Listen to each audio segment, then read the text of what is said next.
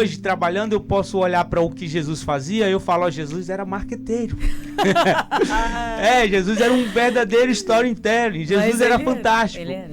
Então, tipo assim, por que Jesus alcançava multidões? Por que quem chegava perto dele conseguia ver nele algo de valor, sabe, imensurável, algo que, tipo assim, todo mundo queria. Sabe, tem uma passagem lá no livro de Lucas, para quem não conhece é o Dr. Lucas, né? A forma como ele conta aquela passagem, que é a mulher do fluxo sanguíneo. E o contexto lá diz que ela falou bem assim, então somente se eu tocar na orla das suas vestes eu serei curada. Neste momento que ela fala isso, era o último ambiente que ela poderia estar. Por quê? Porque quem sofria de um fluxo sanguíneo naquela época era considerada impura. E que se tivesse no meio de outras pessoas poderia ser apedrejada. Então ela não poderia ir para lá. Mas por que ela foi para lá? Porque algo chamava a atenção dela. Algo atraía ela. É como um íon negativo e um positivo. É como a lei da gravidade. A lei da gravidade é que tudo é chamado para o centro da Terra. E Jesus funcionava dessa forma. Tipo assim, ele atraía as pessoas. Mas por que ele atraía as pessoas? Existia uma grande multidão ao redor dele. Então a mulher falou, então somente se eu conseguir tocar. Ou seja, ela fala, existe um desafio para tocar lá na orla das suas vestes. E ela, quando encarou esse desafio e que quando conseguiu tocar, o texto lá fala que Jesus sentiu que dele saiu virtude, saiu poder. Ou seja, houve um toque especial naquele momento. Então o que eu quero falar sobre isso? O que eu quero trazer sobre isso? Que o que Jesus estava fazendo naquele momento atraiu de forma tal alguém que sofria com uma dor há mais de 30 anos e que viu a solução, a única forma de encontrar a solução indo até Jesus. Ou seja, ali existia um valor imensurável nele. O que ele contava, o que ele falava, o que ele trazia para as pessoas era um valor, sabe, inestimável. E aquela mulher, ela conseguiu enxergar nisso, de modo que ela ultrapassou aquela multidão. Ela, sabe, ela foi além daquela multidão. Ela conseguiu entrar de modo que ninguém conseguisse ver ela e tocar nas vestes de Jesus. E é isso que a gente tem que fazer. A gente tem que fazer com que as pessoas vejam isso na gente. Veja o valor. Valor. Você tem um problema, você tem uma dor, você tem uma necessidade e eu tô aqui na sua frente e você não consegue me ver como solução pro teu problema, tem algo de errado comigo, aí.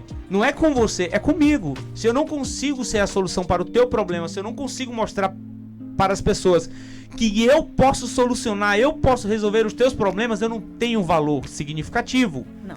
Entende? Então é gerar valor. E o que Jesus fazia? Qual era a única coisa? O tema do nosso treinamento esse ano, da nossa convenção, foi a única coisa. Qual é a sua única coisa que você pode ou deve, tá? Há uma grande diferença entre o pode e o deve. Vou explicar sobre isso já. Tá. Se tiver tempo aí, produção, minha vida. Tem, pode entre falar. O pode e o deve, tá? Qual é a única coisa que você pode fazer, de modo que, ao fazê-la, aí vem um outro enquadro e fala... as demais coisas tornem-se desnecessários ou mais fáceis, seriam alcançadas. Aí a forma diferente de colocar a frase. Qual é a única coisa que você deve fazer? De modo que ao fazê-la, torne as demais coisas mais fáceis ou desnecessárias? Essa é uma pergunta. Então, a única coisa que Jesus fazia e que fazia com excelência, que tornava todas as demais coisas desnecessárias ou mais fáceis, era contar história. Ele era um verdadeiro storyteller. Ele contava a história como ninguém. Ele fazia com que as pessoas que chegavam próximo dele, através da história que ele contava, as parábolas, através das histórias com linguagens pejorativas, através da forma que ele contava as histórias. Em Mateus 6 tem o Sermão do Monte.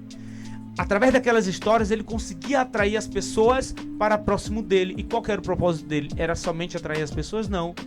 Era trazer vida àquelas pessoas, porque aquelas pessoas precisavam de vida. Então ele usava o que? Olha, vou contar a história essa noite. Quem vem pra cá?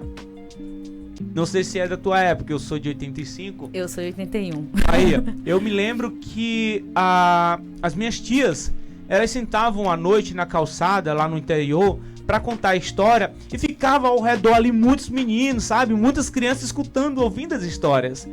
Né? Eu sou do Pará, e lá eu ouvia as histórias no interior do Pará, na beira do rio. E as histórias, elas conectam, elas fazem com que a gente entenda melhor o que a outra pessoa tem como propósito. Ela faz com que a gente tenha uma percepção maior sobre aquilo, sobre uma coisa, sobre um evento, sobre uma ideia, sabe? E Jesus, ele era um perfeito contador de história. Por que que até hoje as histórias dele continuam a ser contadas por onde quer que a gente vá? Porque eram histórias que realmente faziam sentido. Então houve um valor nisso, e ainda há nos dias de hoje. Então, se você quer agregar valor na sua marca, na sua pessoa, em você como profissional, seja um bom contador de história. Isso é tão real, tão forte, que as redes sociais, se a gente for no Instagram, eles colocaram lá uma ferramenta, né? Story. Aí o Facebook também colocou, o YouTube colocou, né? O YouTube colocou. Por quê? Porque shorts, né? Que são histórias rápidas que você vai lá e conta. São vídeos rápidos que você conta as histórias. Então, isso atrai a atenção das pessoas. Isso faz com que as pessoas lhe ouçam, faz com que as pessoas queiram estar perto de você. Porque são através das histórias que vem o entendimento das questões. E por que também hoje